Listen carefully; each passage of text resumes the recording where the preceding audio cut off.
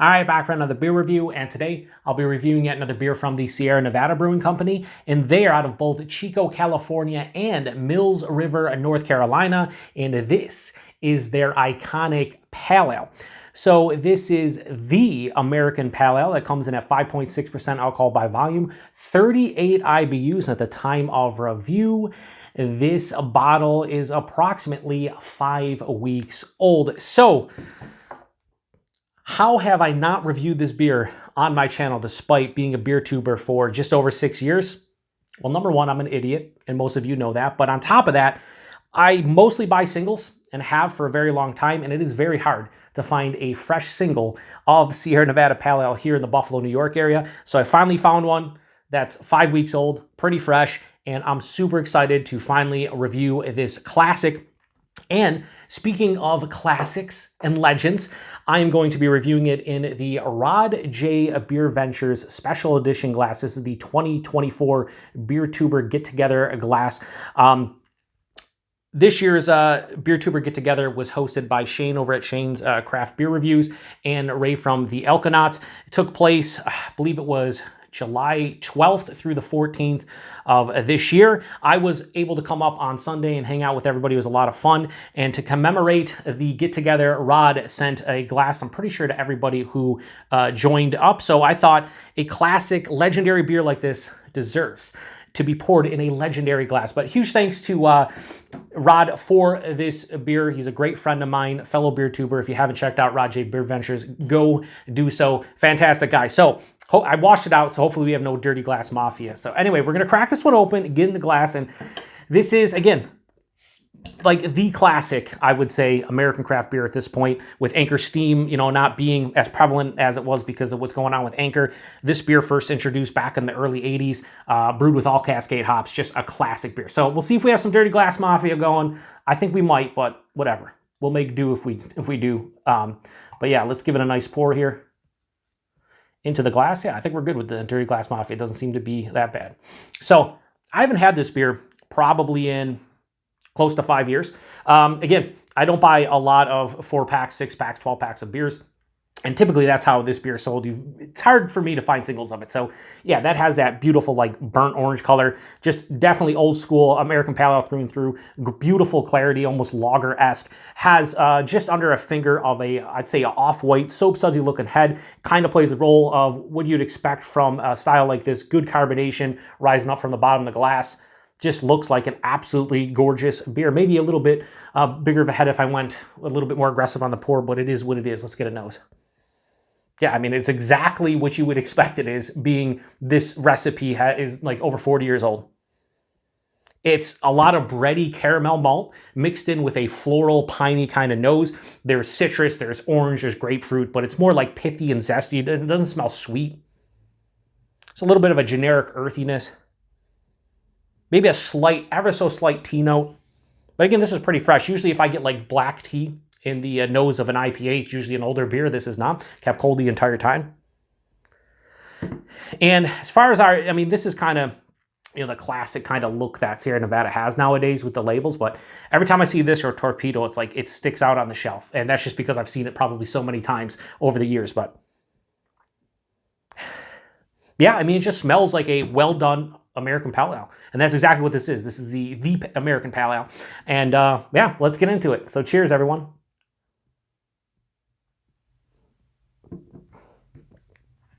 You drink like 3,000 bottles of that, or cans.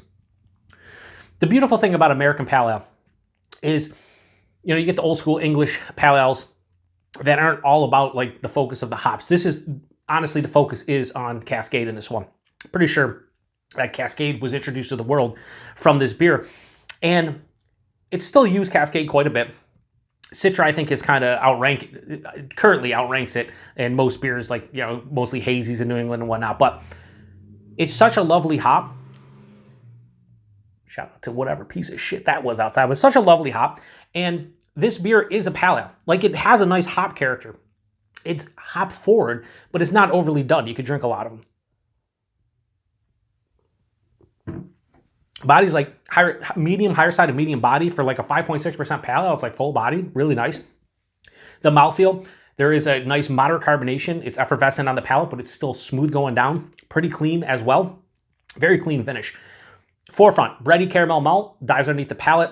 About, I'd say, a third of the way through the palate, the citrus hits. And again, it's orange and is grapefruit, but to me, it's more of the pithy, zesty, rindy kind of character. So it has like a nice mild to moderate bitterness from those fruits, or perceived, because there's no fruits in here and it's coming from the hops, but it has just kind of that perceived bitterness that you get more so than like a juice explosion. And then about 2/3 of the way through the palate, that pine comes in. It has a little bit of a resinous quality. It's floral, but it's definitely noticeable. And it finishes mild to moderately bitter, more approaching moderately. Some at a full-on dry. You really can't tell it's 5.6%, especially if you drink craft beers nowadays and you have for a long time, 5.6%, you really can't tell. And I can't hear. It's absolutely hiding the alcohol extremely well. There's a reason why a lot of people buy this beer and buy cases of it and just throw it back, because it has enough flavor, especially if you're somebody who loves hops or even just enjoys hops. Has enough flavor, but it still has a nice balance to it. Again, this is not a super hop forward beer. It's an American pale ale. It's not supposed to be, but the hop character is noticeable. It's prominent, and you can taste it. It's just not overly done. It's a beautiful balance of that bready caramel malt with those hop characters, and it's just really nice. Now, as far as like ratings and how I feel about this beer, here's how it goes for me. Do I love American pale ales? I do not. I never was a huge American pale ale guy. I was never a huge pale ale guy in general. However, a beer like this, I got to give my respects to it. It is an iconic beer. And I would say this, I'll give this 2 ratings. Stylistically, in terms of an American pale ale, you can't go any lower, in my opinion, than a 5 out of 5 for this beer, especially if you get it relatively fresh. This is what the American pale ale is based on. If you look up a definition of American pale ale in a beer book, or even just Google it, this is probably one of the first, if not the first beers that'll pop up, because that is exactly what it is. And again, on the label it says handcrafted since 1980. They even have a spiel here on the back. The pale ale in your hand sparked the American craft beer revolution. It really did. Bold and complex with pine and citrus notes from whole cone hops. They use all Cascade as far as I know. This pale ale was first brewed in 1980 and introduced generation of the glory of hops, and it did. Our pale ale is still a classic, and Sierra Nevada Brewing Company is still 100% family owned, operated, and argued over. So this is a 5 out of 5 stylistically. I still got to give it a decent score, even though I don't love the style, or this isn't like 100% my jam. Like, listen, I just drank it. I enjoy it. But drink the rest of this. Maybe I should start buying maybe 6 packs of this occasionally, just have them in the fridge. But I'm still going to give it a nice score. So Sierra Nevada Pale Ale, for me, I'm going to give this a 4.1 out of 5. That's, again, personal rating, not stylistically. Stylistically, this is it. This is the American Pale Ale. This is what you want when you see American Pale Ale. If somebody has it, if you go, hey, man, I wish I had an American Pale Ale right now. Someone hands you a bottle of this, you shut up, you take it, and you enjoy it, because it's exactly what it is. So it's just that legendary classic beer, especially here in the U.S., that everybody knows about. So 5 out of 5 for a style, and a 4.1 out of 5 for personal preference. Price point availability. Here in Buffalo is probably a little bit more expensive than where you are. I'd imagine you can get this anywhere from like $10 to $12 6-pack. Here it's $10.99 at most places. If you're probably out in California or close to the brewery, whatever, it's probably a little bit cheaper. Maybe in other states where there's not as many taxes and whatnot. So I'd say anywhere between 10 to 12 bucks for a 6-pack is fine. And then 12 packs of it, I typically see around 18 to 20 bucks. Again, might be a little cheaper where you are. But yeah, I mean, it's widely available. So availability, it's fucking Sierra Nevada. Put it this way, if you get Sierra Nevada and you can't find this beer, then you better go talk to the beer store manager or the grocery store manager, whoever, and be like, how the fuck do you not have this beer? Sierra Nevada this is the flagship beer. This is like the flagship craft beer of the U.S. So you should probably be able to find this wherever you shop. Will you be able to find it fresh? I don't know.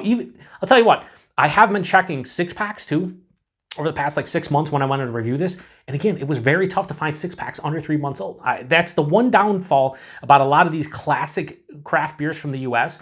A lot of them sit on the shelves. A lot of them don't move as quickly as you would think. So it's not always super easy to find this beer fresh. But if you do find it fresh, and for me, I'd say this beer under 2 months old is still really good. If you can find it under a month old, you fucking hit the jackpot, especially in my area.